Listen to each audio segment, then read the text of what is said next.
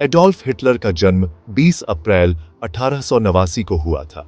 उनका जन्म स्थान ऑस्ट्रिया का एक छोटा शहर था जिसका नाम ब्राउनो एम इन था। यह जर्मनी की सीमा पर ही था।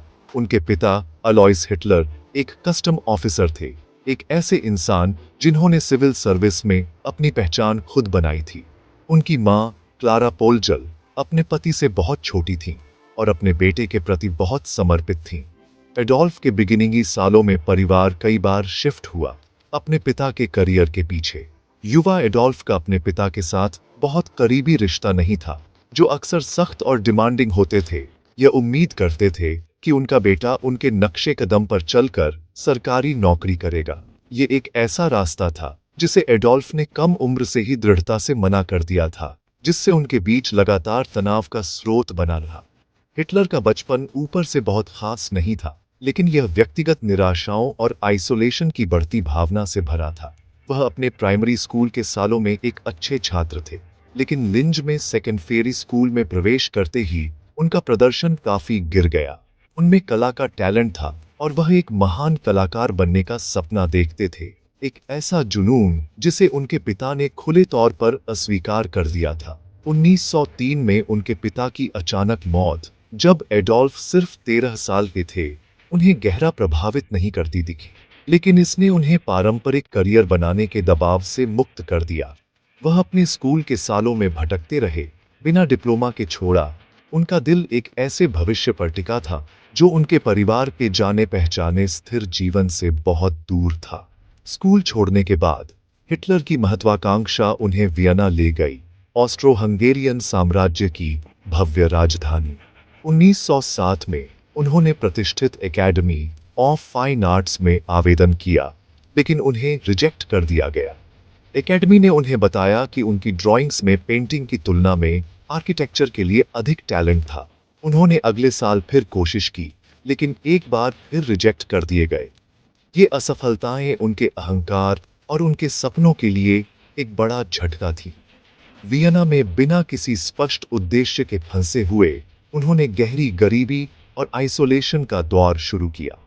वह बेघर आश्रयों और पुरुषों के हॉस्टलों में रहे, शहर के दृश्यों के पोस्ट कार्ड पेंट करके और उन्हें टूरिस्ट्स को बेचकर थोड़ी बहुत कमाई करते थे। यह उनके लिए एक मुश्किल और अकेला समय था। वियना में इन्हीं सालों के दौरान हिटलर के राजनीतिक विचार आकार लेने लगे, जो बाद में उन्हें परिभाषित करने वाली घृणित विचारधारा में बदल गए। यह शहर विभिन्न संस्कृतियों और नेशनीयताओं का पिघलने वाला बर्तन था, लेकिन यह राजनीतिक अतिवाद और यहूदी विरोधियों का भी गढ़ था। हिटलर ने उत्साह से पैम्फलेट्स और अखबार पढ़े जो देश की आर्थिक समस्याओं और सामाजिक अशांति के लिए यहूदियों को ब्लेम्ड। उन्हें वियना के मेयर कार्ल लुएगर जैसे नेशनवादी राज लीडरों की पावरशाली बयानबाजी का एक्सपीरियंस्ड हुआ, जिन्होंने लोकप्रिय समर्थन हासिल करने के लिए यहूदी विरोधी भावना का यूज्ड।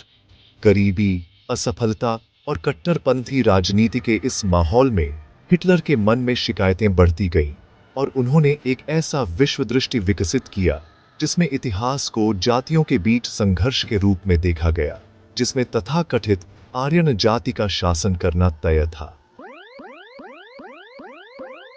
वो युद्ध के बाद की सरकार से मोहभंग हो गए थे, बनाने का वादा किया। उनका संदेश मतदाताओं के एक बड़े वर्ग के साथ गूंजा और चुनावों में नाजी पार्टी के लिए समर्थन बढ़ गया। 30 जनवरी 1933 को राजनीतिक साजिशों और पर्दे के पीछे के सौदों की एक श्रृंखला स्थित रूप से सताया, जिससे अकल्पनीय आतंक का सेट द स्टेज। हिटलर का शासन आक्रामक विस्तारवाद से परिभाषित था, जिसके कारण अंततः द्वितीय विश्व युद्ध हुआ। ऑस्ट्रिया और चेकोस्लोवाकिया को अपने कब्जे में लेने के बाद उन्होंने 1 सितंबर 1939 को पोलैंड पर हमला किया, जिससे ब्रिटेन और फ्रांस ने जर्मनी पर युद्ध की घोषणा कर दी। शुरुआत में हिटलर की ब्लिट्ज़क्रीग या बिजली युद्ध की सैन्य रणनीति ने शानदार जीत दिलाई, जिसमें जर्मनी ने यूरोप के अधिकांश हिस्से पर ऑक्यूपाइड। उन्हें बेनिटो मुसोलिनी के नेतृत्व वाले इटली और जापान में सहयोगी मिले, जिससे एक्सिस पावरियां बनी। इन देशों में क्षेत्रीय विस्तार और पश्चिमी लोकतंत्रों द्वारा शासित मौजूदा विश्व व्यवस्था को अस्वीकार करने की महत्वाकांक्षाएं वर सिमिलर।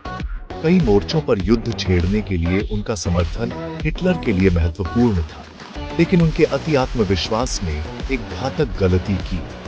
जून 1941 में सोवियत संघ पर इन्वेजन। युद्ध सिर्फ एक सैन्य संघर्ष नहीं था, ये होलोकॉस्ट की पृष्ठभूमि भी था।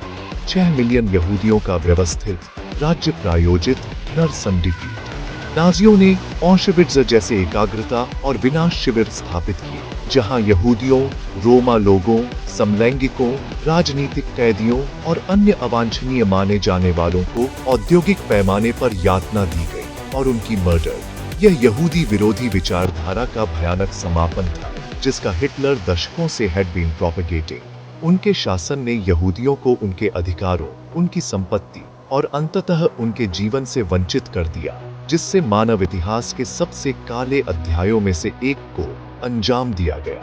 युद्ध समाप्त होने के बाद ही दुनिया को इन अत्याचारों की पूरी घृणित सीमा का would learn.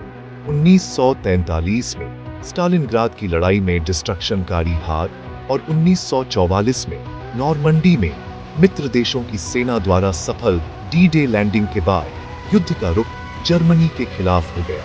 Soviet red army पूर्व से आगे बढ़ी, जबकि ब्रिटिश, अमेरिकी और अन्य मित्र देशों की सेना पश्चिम से एडवांस्ड। जर्मनी दो विशाल सैन्य मोर्चों के बीच बीइंग क्रश्ड।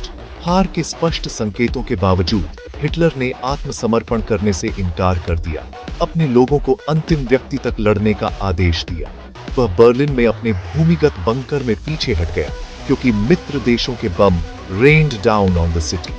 कभी पावरशाली फ्यूहरर एक अकेला और शारीरिक रूप से टूटा हुआ व्यक्ति बन गया, जो व्यामोह और क्रोध से भरा था।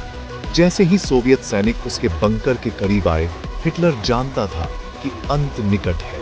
30 अप्रैल 1945 को अपनी लंबे समय की साथी ईवा ब्रॉन से शादी करने के कुछ ही दिनों बाद उसने कमिटेड सुसाइड। उसने खुद को गोली मार ली, जबकि ब्रॉन ने खुद को पॉइजन्ड हरसेल्फ। उसके निर्देशों का पालन करते हुए उनके शवों को बाहर ले जाया गया, गैसोलीन में भिगोया गया और बर्न। एक हफ्ते बाद जर्मनी ने बिना शर्त आत्मसमर्पण कर दिया, जिससे यूरोप में वर्ल्ड वॉर II एंडेड। उसके 12 साल के शासन की विरासत डिस्ट्रक्शनकारी थी। एक रूइंड कॉन्टिनेंट, लाखों लोग मारे गए और unforgettable horror of the Holocaust. Hitler की कहानी अनियंत्रित शक्ति, घृणित विचारधारा और भयानक परिणामों के खतरों के बारे में एक भयावह सबक के रूप में कार्य करती है, जब एक राष्ट्र अंधकार और विनाश के रास्ते पर एक नेता का फॉलोज।